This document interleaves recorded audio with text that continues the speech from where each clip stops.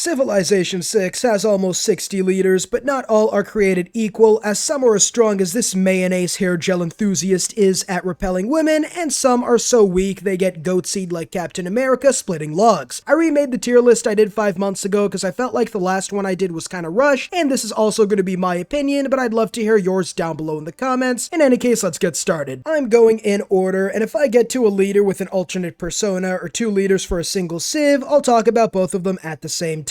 But the first civ we have is the bane of Frenchmen and Poles everywhere, Germany. Now, despite this incompetent mongrel drowning on his way to fight Saladin, Germany has some pretty good abilities. An extra military policy slot is nice, but their unique unit is less used than condoms with this dumbass who's apparently looking to establish every alliance with France. But it's really their unique district and the extra district they get that makes Germany unstoppable. The Hansa is cheaper to build and gets insane adjacencies, adding up to potentially 20 when placed in the right situation. With another district per city, you can surround all your Hansas in a sort of German circle jerk surrounded by other districts, namely commercial hubs, dams, and aqueducts. Do that and you'll be able to win any victory type, considering they can build everything from wonders to holy sites and even space parts in 5 turns or less. Overall, their ability to be more of a jack of all trades than Johnny Sins himself firmly puts them in the S tier, as they are unstoppable from the classical era onwards. I love the Netherlands because of their goddamn iPhone apps. I mean, check this out.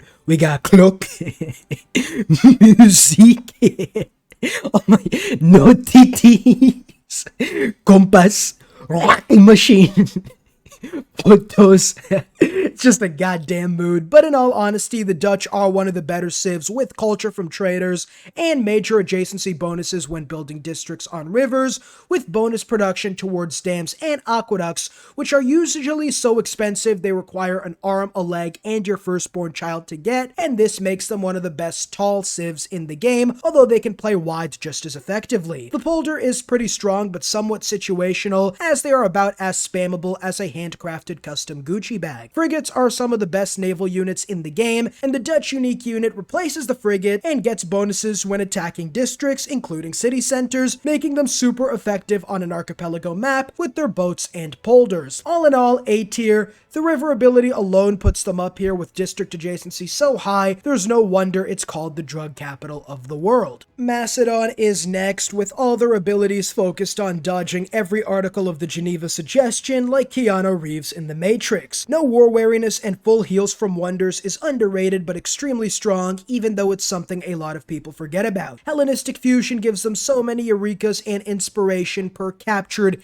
district, yes, district, that you might as well end the game if they take out a single civ. This ability is better the harder the difficulty, especially on deity, as instead of the usual getting pounded by deity AI, you take their advantages, use it against them by stealing 3 eurekas per city captured, put on the strap on, and now you're the one doing the pounding, as you'll have every eureka you could ever want. And we haven't even gotten to the unique units and buildings. The Hippaspis does exactly what it sounds like and pisses in cities' mouths, with 5 extra combat strength against districts and extra support bonuses as a swordsman. Heteroi meanwhile get a promotion, Great General Generation, and combat strength from adjacent Great Generals, making them an absolute steroid-induced horse-riding maniac. And finally, the barracks replacement. 25% of every unit's total cost that was built in the city gets converted to science, so by building just units, if you have the gold, you dominate everyone on the tech tree without even needing to build campuses, as you'll just take them off the AI's dead corpse. Overall, low S tier.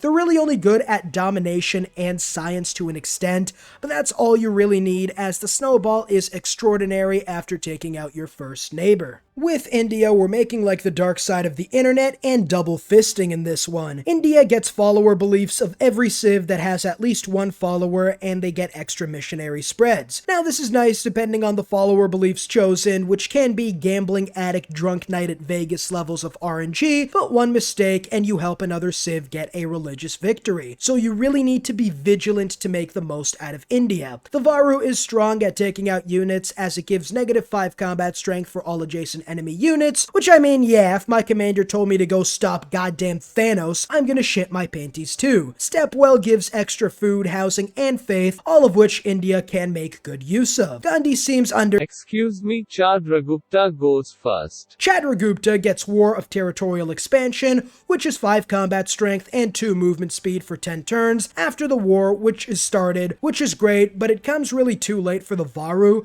As the second wall comes up, the Varu are about as effective as a deflated penis. Your best bet is to rush Varus and then go for medieval territorial expansion, so all in all, I'll give them the B tier. Gandhi seems underwhelming compared to the absolute perfect specimen of manliness known as your father or also Chandragupta, but he is still somewhat effective as toilet paper to wipe your ass with, because that's about the only thing that's gonna happen whenever you try to play Gandhi. You get an early pantheon thanks to 5 faith per civ you met that you're at peace with. His other abilities give me as much faith as an r/atheist Reddit moderator, which isn't a lot. More food and housing is nice, but at a certain point you're gonna run out of amenities. Varu can help early on with 1 war if you're fast enough, and double war weariness can be really good, especially if you try to starve out the enemy by taking a long time and draining their amenity.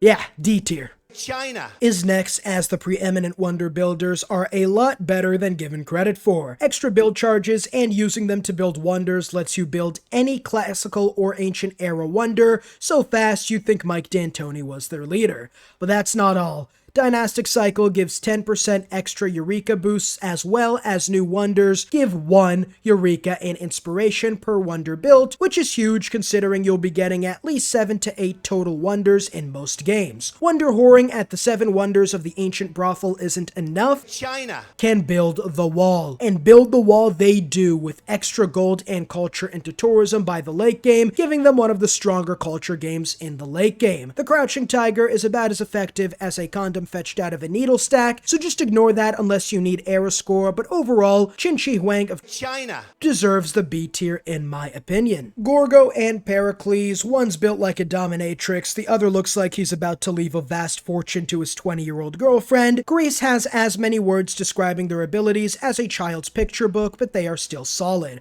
A free wildcard slot is automatically C tier, giving them insane versatility early on. The hoplite is effective until the swordsman comes in and smacks its magnum dung across its face, so be quick about it. The Acropolis gives 1 envoy per each one built, and that's pretty much all Greece has, aside from their leader abilities. Gorgo gets culture from combat victories and 1 combat strength for every unit per military policy card, leading to a late game where you can easily get double digits of extra combat strength, which makes her one of the most dominant late game civs, which is where I really went wrong in my last tier list. Gorgo isn't meant to be strong early, as she dons on the black lingerie and gets the black ball around the mouth ready after she gets fascismo, puts on her silly mustache, and starts spanking the world with Greek bombers while being in horrible amounts of debt, as Greece should be played. So overall, I'll put her in the low A tier. Pericles gets 5% culture per city-state suzerain, which is extremely powerful in the right situation. With all the envoys you're swimming in, more culture than Donald Duck's gold stash, letting you get late game civics, wonders, governments easier than everyone else, get some hoplites to get more early culture by taking out barbarians before dominating the culture scene for the rest of it. So overall, I'm gonna give them a B tier. Rome. I'll give every history buff a minute to change their panties, just like women will need to do with you after you leave a like and subscribe to not miss out on future content and future parts of this tier list. Anyway, Rome gets free monuments, enough said, S tier, let's wrap it up. Okay, they also get free roads and cities within trader range, as well as a unique bath improvement which replaces the aqueduct and gives up to 6, yes 6 housing and 1 amenity. You'll want this just for the industrial zones, but this amount of growth potential is huge, with even an amenity just to help you grow that much faster. And finally, the Legion, a buffed up swordsman who can chop and build forts. The Legion requires 5 iron also, so you can really spam them out super early on, and while extra combat strength is more lazy than me when I first started making content on this channel, it works. You'll be able to dominate other civs early, take their land, grow big and strong with free monuments everywhere, and just for that they deserve to go in the low S tier. The bane of all new deity players, Montezuma's Eagle Warriors being able to steal innocents and force them to work your district. Free builders is always nice, and the fact you can use them to charge districts lets you get up and running faster than Usain Bolt after his girls calls him while home alone. The extra combat strength from luxuries gives you some staying power late game, although it is nowhere near as strong as Gorgo's. The La gives some amenities, culture, and faith, which really makes no sense whatsoever from a gameplay perspective, but it is nice, I guess. The problem with Monty is the fact he's an OG Civ, and his abilities really haven't aged as well as Germany or Rome's, and due to the fact you need to go to war early on, like from turn 1, if the war doesn't go well, you'll be set back because Eagles are expensive. In any case, I'll put them in the high C tier, strong when played right, but things can go horribly wrong. Big Daddy Jayavarman VII with the wooden wine bottle plugs as earrings is one of the best civs in general. Holy sites gain major adjacencies with rivers, meaning in the right situation you can make work ethic work better than even Russia. Aqueducts get amenities like Rome, which is nice, but farms now get food and faith with every adjacent aqueduct and holy site. Domries are strong as moving and attacking with siege units is almost cheating. Oh, and they're stronger than a trebuchet, which makes sense since a wooden structure is much easier to take out than a friggin' giant 10 feet tall elephant. Moo! But the thing that forces them into the stratosphere like a dog in the Soviet Union is the Prasad, replacing the temple with 6 faith, half a culture point per population, and 10 to 20 tourism at 10 and 20 population.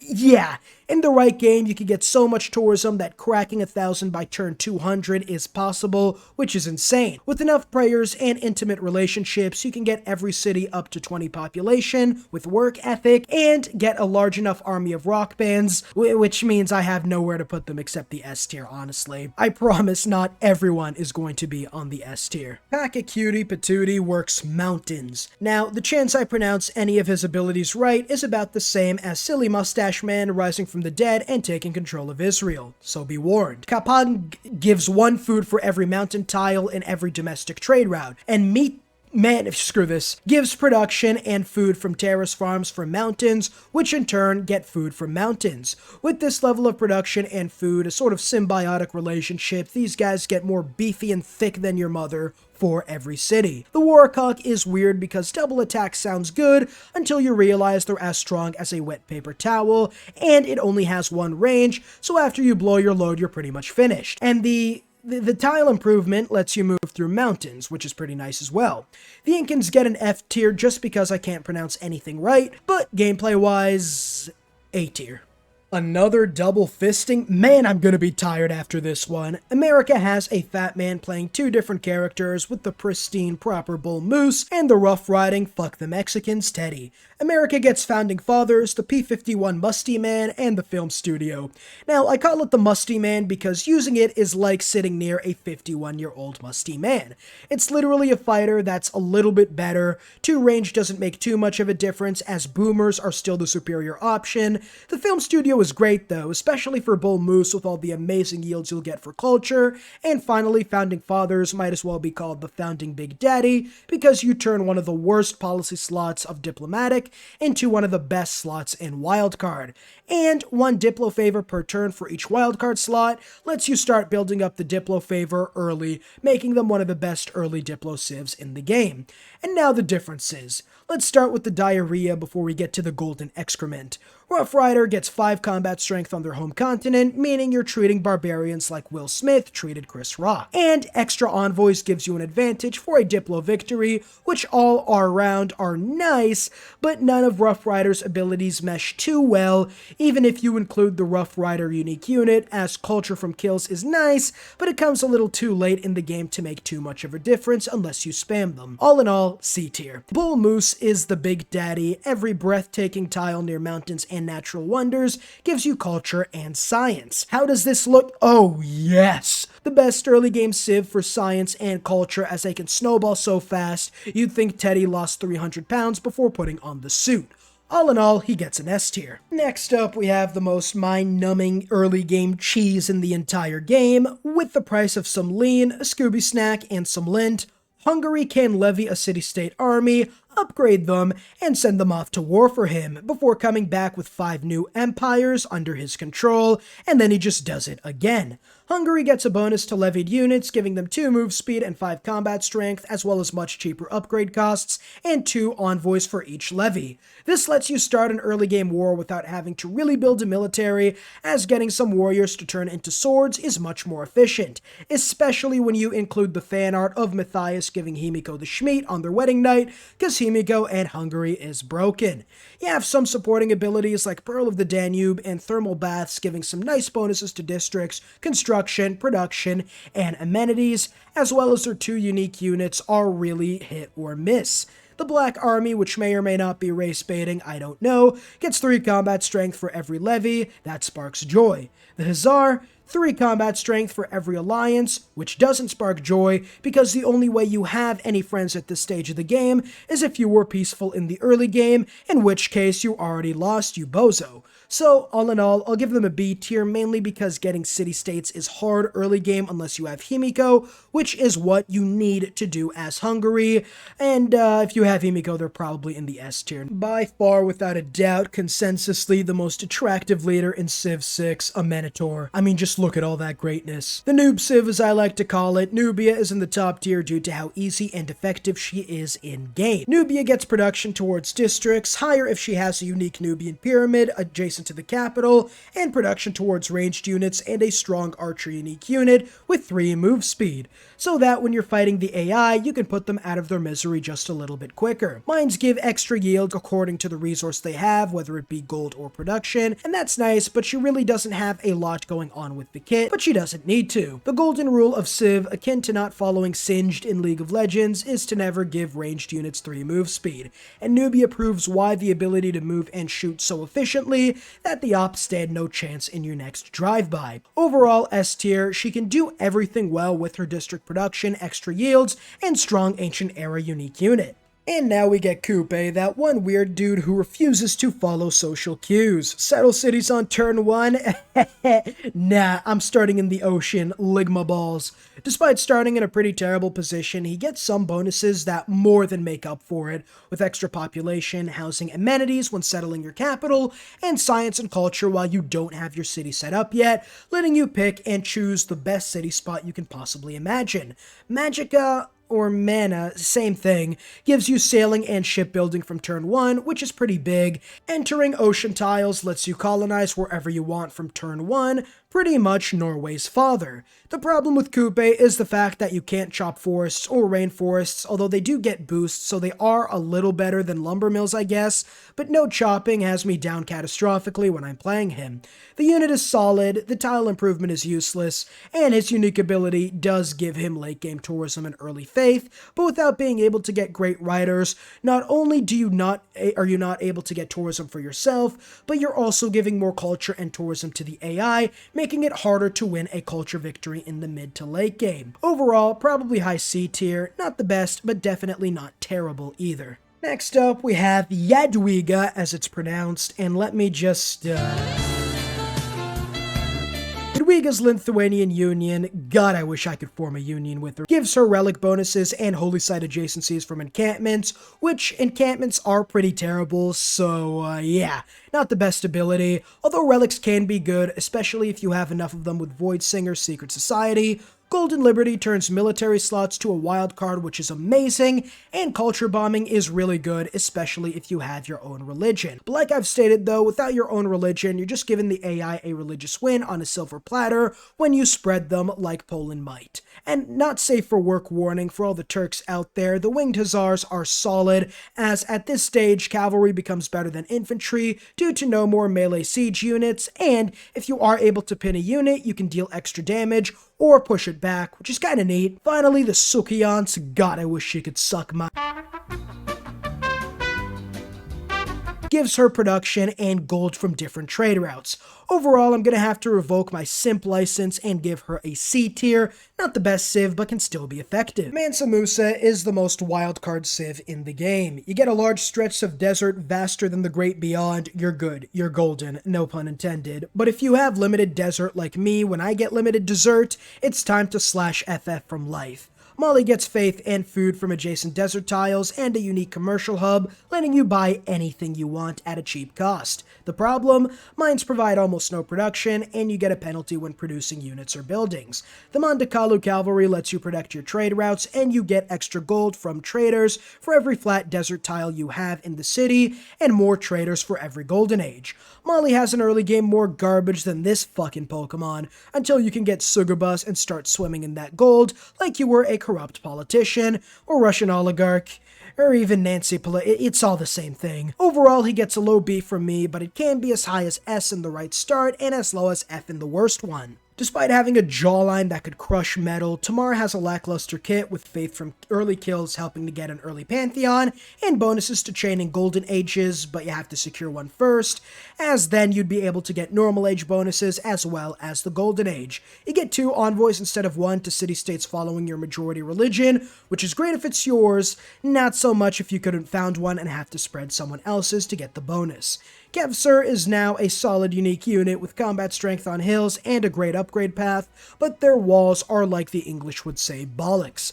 I don't care how cheap the CK is, I have to build 2 sets of walls before I can get this, and the bonuses aren't even that good. 3 tourism and 4 faith, which double in a golden age, and that's really the problem. Tamar needs a golden age, which might not be possible in some games, and if you can't found a religion, you're going to struggle with the city-states unless you really want to help your adversary win a religious victory. And finally, I don't care how cheap walls are, that's Trump's job, not mine, and I don't like needing to build 3 sets of walls for 4 faith and 3 tourism. It just sucks no matter the bonus I have to building them. All in all, she gets a high D tier only because she can chain golden ages, and I like her unique unit. Let me know down below what you think as you smack that subscribe and like button like it was being naughty. And part 2 is coming next week. I'll see you all in the next video. Peace.